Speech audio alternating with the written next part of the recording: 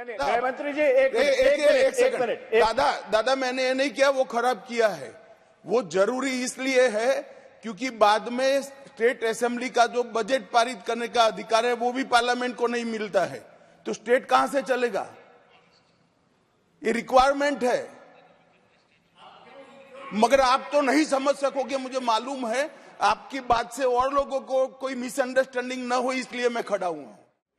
19 जून 2018 को भारतीय जनता पार्टी ने पीडीपी की सरकार से अपना समर्थन वापस ले लिया। 20 जून 2018 को राज्यपाल का राज जम्मू कश्मीर में लागू हुआ और 21 जून 2018 को जो वहां की विधानसभा थी उसे भंग कर दिया गया। 19 दिसंबर 2018 को जब राष्ट्रपति शासन लागू किया गया 6 महीने के बाद, क्योंकि राज्यपाल का शासन 6 महीने से ज्यादा नहीं रह सकता, तो उसकी जो प्रोक्लेमेशन थी, उस प्रोक्लेमेशन में एक बहुत ही अद्भुत धारा थी और उस समय किसी को समझ नहीं आई, क्योंकि किसी को यह कल्पना भी नहीं थी कि ऐसा हो सकता है। उस प्रोक्लेमेशन की धारा C2 में यह लिखा गया था कि धारा 3 जो भारत की संविधान की है, उसके प्रोवाइजो 1 और 2 को लंबित किया जाता है। और ये प्रोवाइजो 1 और 2 क्या था? ये प्रोवाइजो 1 और 2 धारा 3 का वो है जिसके तहत राष्ट्रपति जी को संवैधानिक तौर पर जब कोई भी अगर विधेयक आता है संसद में,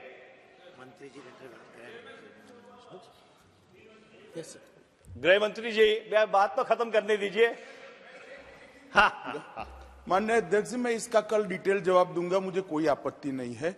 मगर कल और आज के बीच में मीडिया में काफी गलतफहमी न हो, इसलिए मैं कहना चाहता हूं, इस देश में राष्ट्रपति शासन डालने की शुरुआत कांग्रेस पार्टी ने की और जितने भी राष्ट्रपति शासन की अधिसूचना है, सभी में संविधान की इस धारा को निरस्त कर कर ही कांग्रेस पार्टी ने राष्ट्रपति शासन डाला है, क्योंकि अगर वो नहीं करते हैं तो राज्य का बजट भी पारित नहीं कर सकते।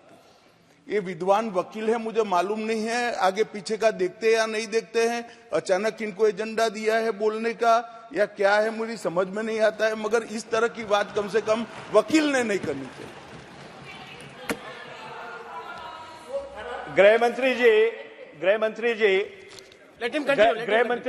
Please continue. नहीं, गृह मंत्री जी एक मिनट। दादा मैंने ये नहीं किया, वो खराब किया है।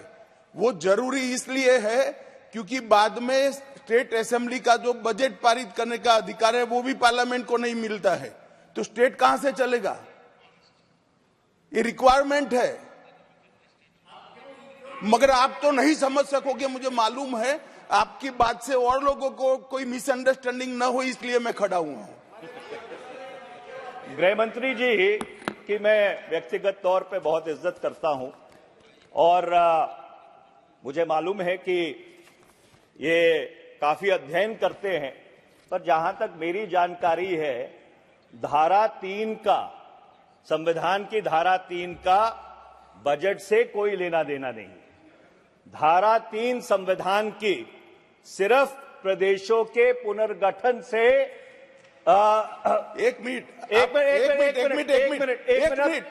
मनीष जी, एक मिनट। मैं धारा 3 की बात ही नहीं करता।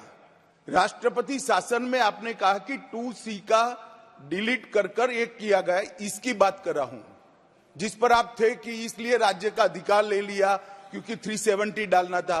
हर राष्ट्रपति शासन की अधिसूचना में ये किया जाता है।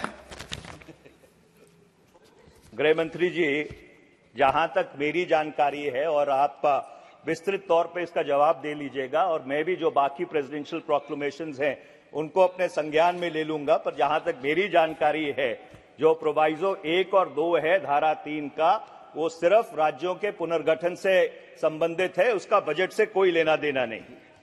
और इसलिए मेरा ये कहना है, और मैं गृह मंत्री जी का इस पर जवाब सुनना चाहूंगा, कि जो 5 और 6 अगस्त 2019 को हुआ, उसकी जो न्यू थी वो 19 दिसंबर 2018 को ही रख दी गई थी उस प्रेसिडेंशियल प्रोक्लेमेशन में। ये बात है कि किसी को कोई चीज, ये चीज किसी के उस समय संज्ञान में नहीं आई। अब जहां तक 5 और 6 अगस्त 2019 को जो विधेयक राज्यसभा में, लोकसभा में पारित हुआ और उसके बाद राष्ट्रपति को उसकी स्वीकृति मिली, वो आज उच्चतम न्यायालय में लंबित है। पर मैं एक बुनियादी सवाल पूछना चाहता हूं, और ये सवाल हमारे बाकी साथियों ने भी पूछा है कि अगर अपने फैसले के ऊपर इतना ही भरोसा था कि जो आपने फैसला किया है वो जम्मू कश्मीर के हक में किया है, जम्मू कश्मीर के अवाम के हकूक को सामने रख के किया है, तो 5.5 साल में जम्मू कश्मीर में चुनाव क्यों नहीं हुए?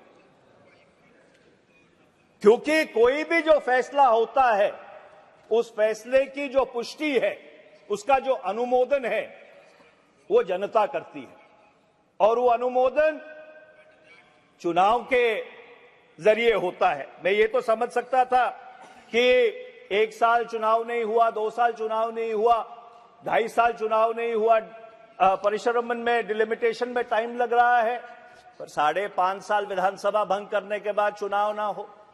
और जो चुनाव हुआ भी, जब कारगिल का चुनाव हुआ अक्टूबर 2023 में, तो नेशनल कॉन्फ्रेंस कांग्रेस को 22 सीट मिली, भाजपा को 2 सीट मिली, जो निर्दलीय थे उनको 2 सीट मिली, और 78% लोगों ने वोट डाली। मैं गृह मंत्री जी से एक सीधा सीधा सवाल करना चाहता हूं और विनम्रता से करना चाहता हूं। क्या गृह मंत्री जी इस सदन को बता सकेंगे कि जम्मू कश्मीर विधानसभा का चुनाव कब होगा?